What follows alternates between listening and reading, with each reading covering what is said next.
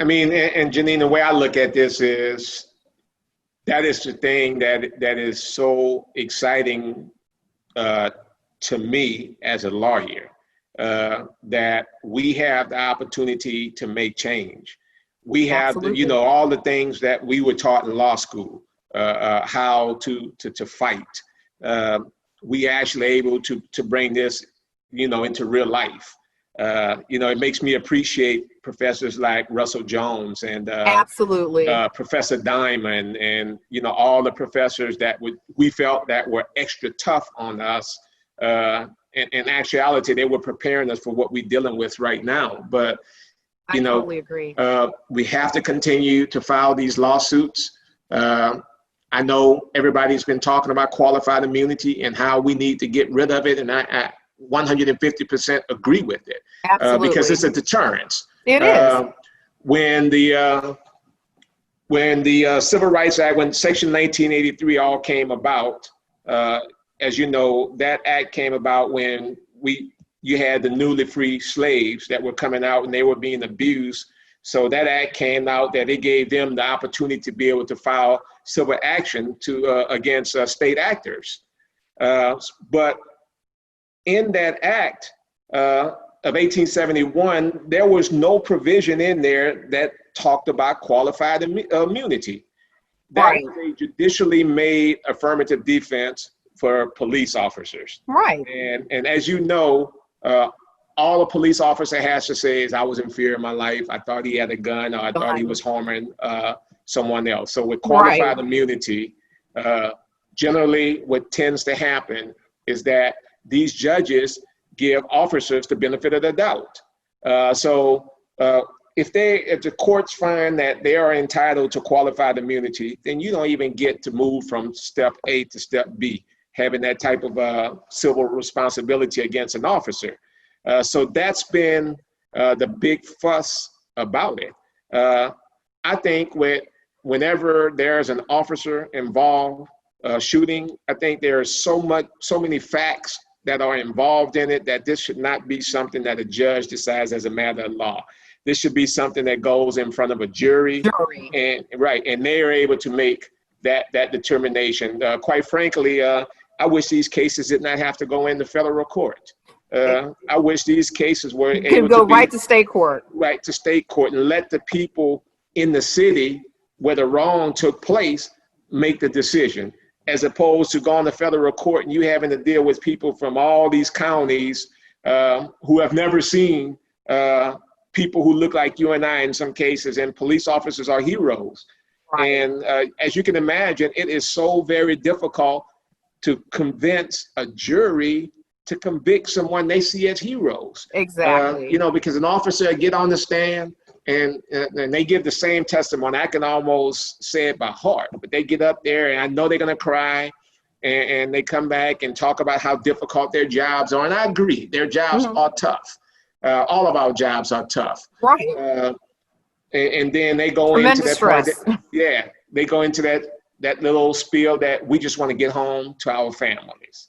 And somehow that just gets into the psyche of these jurors who see these guys as heroes. And it just makes things so very tough. Think about this, Janine, when we were in law school, all right? Most people had believed that O.J. Simpson had something to do with Nicole's death, all right? We all I remember we were sitting around the TV in the lounge, student lounge, I think it was, waiting for the verdict to come. When we saw Johnny Cochran and all that, but when they came back with the verdict and they found OJ not guilty, we all celebrated. Yes. Why? Because OJ was our hero to most people. He was a celebrity. Most people viewed OJ as that person running through the airport. Everybody loved OJ. All right, so you sort of forgot about what OJ perhaps actually did. Exactly. And that's what we deal with when these jurors are looking at police officers. Because they are their heroes, they really forget sometimes of what they did. And in most cases, they get off. So, I know when the officer got 15 years for killing Jordan Edwards and when Amber Geiger got 10 years for killing both of them, I know most people felt like they should have gotten more time. Right. I was one of those individuals who felt that way. But the fact that we were able to get them put away for some time, I think it was an accomplishment. Maybe that's the beginning. Yes, absolutely. I think once we start getting more convictions of these officers, instead of just having charges filed and then they end up, basically getting off, hopefully that will start to deter or curb, the behavior that we have seen repeatedly, it seems like, over the past, 20 years. Yeah. At least from what I can remember. Yes. And, the thing that I think we can do as attorneys that we must do is we have to continue to educate the community on the importance of serving on juries. Exactly. Because that is the one thing that hurts us a lot of times. I know whenever we gone through Vardar, I've looked at the jury pool and I see African Americans out there. I'm like, man, this is pretty good. We can have a diverse jury. And then this judge asked that one question. Is there any reason why someone can't serve on this jury? Please raise your hand. And I just put my head down because I know what's about to happen. And and over 90% of the time, we are the ones trying to get off the jury. And so the very first episode interview that I did for my legal talk show, I interviewed Ben Crump. Right. And he said exactly the same thing. We have got to start showing up for jury duty. We have to. Period. You are saying the exact same thing, and I totally agree. We have no choice at all. I tell jurors often, I say, service is the price that we pay for the space that we occupy on this earth. So we have to, that's our service. Right. We can't talk too much when we in Vardar. We can't talk about that uncle who got shot 30 years ago by a police officer or whatever. We can't give them a reason to strike us. Right. Give me let me be able to make a Batson challenge. All right. And say that, these attorneys are striking these people off just because they are African Americans. Don't, give them the opportunity to just strike you for cause because you don't want to serve on the jury because you want to go to Essence Festival or, you planning to go to the Bayou Classic. All of that stuff is fun, but I tell people all the time, just imagine yourself sitting at that table one day, and you need to have a fair and diverse jury. And you would truly understand how important it is. So I think when we have that time to talk to the community, I know when I have talked to the community about the importance of serving on the jury, most oftentimes they always say, hey, I never thought of it that way. I didn't realize how important it was to serve on the jury. So I think it's incumbent on us to educate them. They are the tools that we need in order to be successful for our clients. So we have to go to these churches, we have to go to these high schools, these colleges, et cetera, and just let them know we need them to serve on the jury. We're not saying that you have to automatically find in our favor, but I know that when we see a diverse jury, we feel like we at least have a chance. And that's all we want is a level playing field. Absolutely. Absolutely. They say a jury of your peers. Well, if you don't, fill out your jury summons and send it back and actually show up, that's never going to happen. And I'm the first one. Every time I get a jury summons, every couple of years or whatever, I will fill it out. Right. I will go, I will sit. You don't want me, fine, but at least I can say that I showed up. Absolutely. And that's the purpose of my platform. I practice law, you practice law, but I want to educate, the people who are tuning in as to how the law works. Right? About what individuals can do, what we do, and how we can all make this work. So, at the end of the day, like you said, everybody has got to come together. Everybody has to do their part. It's all legal too.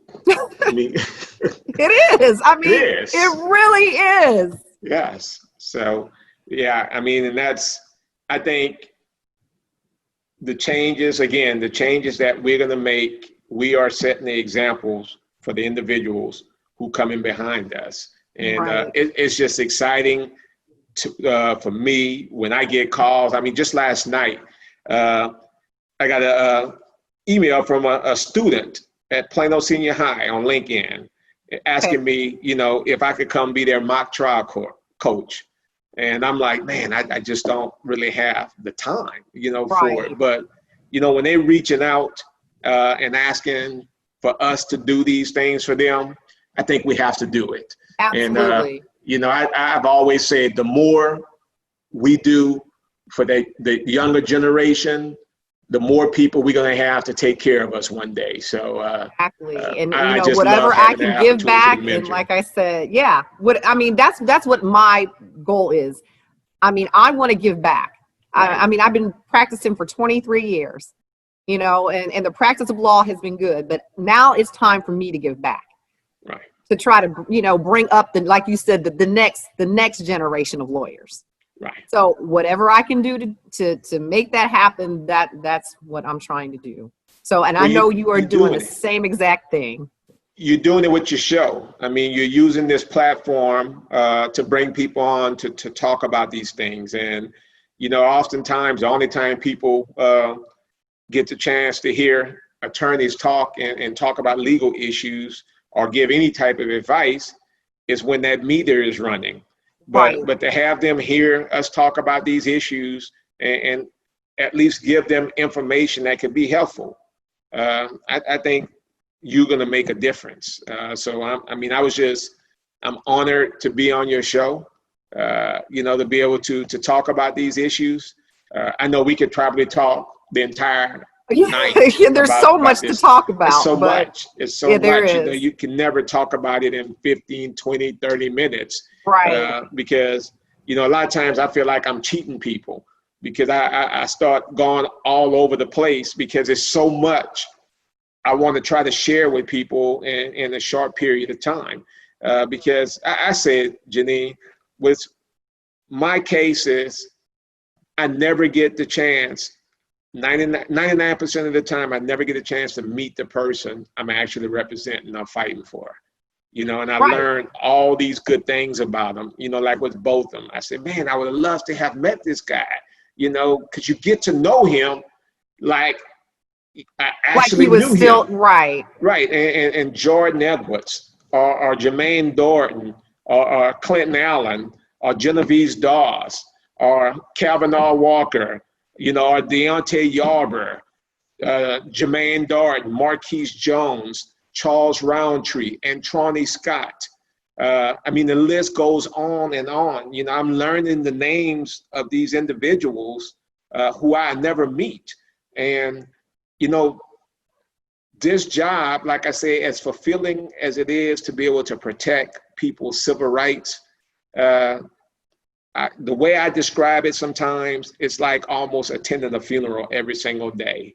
When I talk to Raymond Barnett's mother today, the young man who was found dead in Iberia Parish Jail. Right. And just to see the grief that they're dealing with and to know that, what can I tell them? I can't say I understand what you've gone through. Right. The only thing I can tell them is I'm going to find out what happened. And just to see that look in a parent's face, just to see that look in the sibling's face, when you say, hey, I'm going to find out what happened. Right. It's rewarding because that's a promise I'm giving to them. Sometimes it might not always be the answer that we want, but I'm going to look into it, I'm going to dig into it, I'm going to make enough of noise about the situation that I will find something out, and that's the part of it that makes me feel the very best. I can't bring their child back, but I can at least give them some comfort to know that we work hard for them and that their kid means something to this world. So.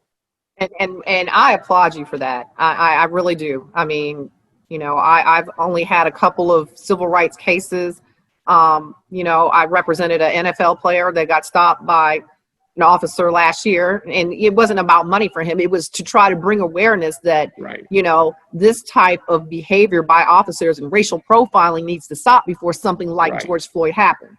Right. And George Floyd happened. Right. So, like I said, I applaud you for all that you do.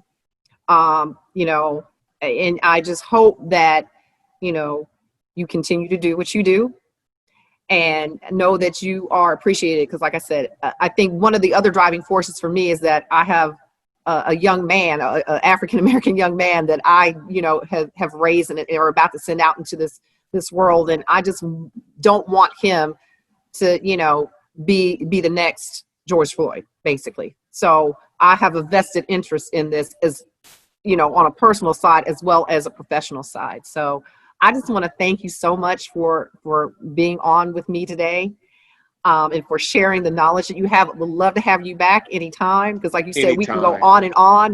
This is not going to be, you know, a one-time conversation. So you just keep fighting the good fight, sir. I appreciate it. You continue to do what you're doing, because I say it all the time. It takes a team effort. When we all work together, when we all unite, I mean, we make changes. I say it all the time. African Americans we're undefeated when we work together. Absolutely. You know, the strength in numbers. And I think if we continue to have these conversations, because again, we won't have changes until we have conversations. Well, everybody, please get out and vote. I mean, Please, you know, I know that there is a pandemic going on. Wear your mask up, get out there, and please cast your vote. please. Because, you know, like you just said, Daryl, that's the, you know, it starts from the top. And the way to bring about change is that we've got to vote these people out of office. We have to. This vote is not about us. We have lived a long life. You know, if something was to happen to us right now, today, we have had the opportunity to live some years. It's about our young, it's about our kids. Absolutely. It's about them. So we as parents, we as older generation, we have to get out there and vote in large numbers. Somebody was saying that we have to vote like our lives depend on it. Well, they literally do right now. Yes. This for is more reasons than one. Right. Well, Daryl, thank you so much for joining us today. And like I said, please come back anytime. And we will continue this discussion and try to figure out, you know, from a legal perspective and, you know, just an individual perspective, what we can do to bring about change. Thank you. I enjoyed it. All right, my friend. You stay safe, and we will definitely talk soon. Sounds great, Janine. All right, Dale. Thank you. Thank you.